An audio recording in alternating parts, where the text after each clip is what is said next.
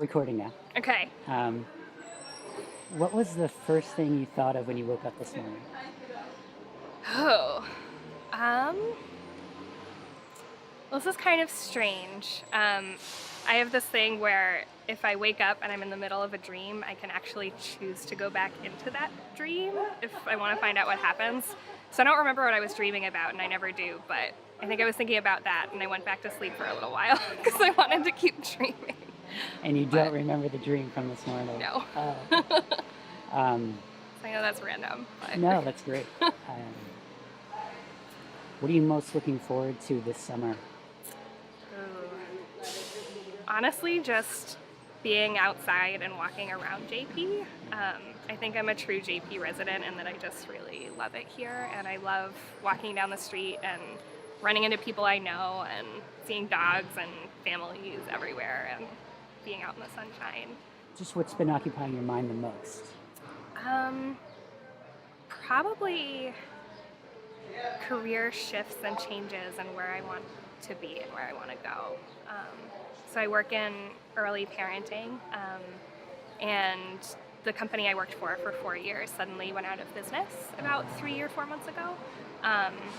So I was left in this space of just not sure what to do next, and I think starting something on your own is really scary, and there's a lot to think about with that, but I had some pushes from really strong forces in my community to just kind of go for it, and it's kind of taking off doing my own business, so I've been thinking about that a lot. And the forces in the community that you're talking about, the strong forces, those are friends helping you? Yeah, friends, and also my work community from my former company. We're all very connected to each other still, and all really care about parents and families and are passionate about supporting them.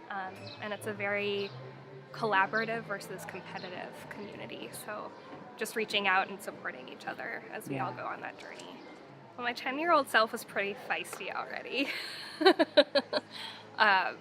And a very strong-willed person who I think I still am today. I think I lost some of that more when I was older, which I think happens to a lot of young women, especially in the early teenage years, a lot of lack of self-confidence. And so I think my 10-year-old self, I'm sort of almost getting back to who that, or I've gotten back to who that person was in terms of being incredibly passionate and strong-willed and caring. And I think my 10-year-old self really knew what was up, and I think a lot of kids really know what's up, and that we don't listen to that and engage with that enough. And I think maybe it's the 10-year-olds who should be giving the advice. I love that idea. I wonder what they would tell us. Like, could you play more? Yeah, or like, if you're doing a job and you're sad about it, why are you doing it? Just really simple, very simple things. Or, why were you rude to that person? Or why was that person mean to you? Or, it's just the simple nature of that makes so much sense, because I think as we get older and we always say things are complicated, but maybe they don't need to be so complicated.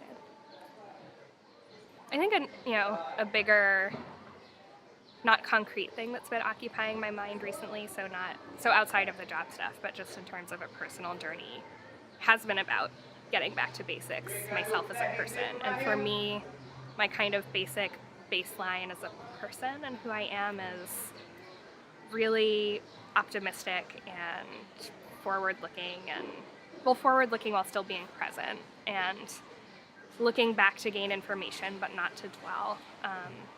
And then at the end of the day, I'm happiest when I'm actively caring about people.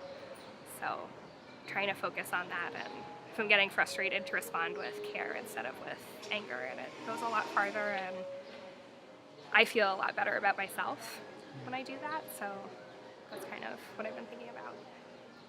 Well, thank you so much. Yeah.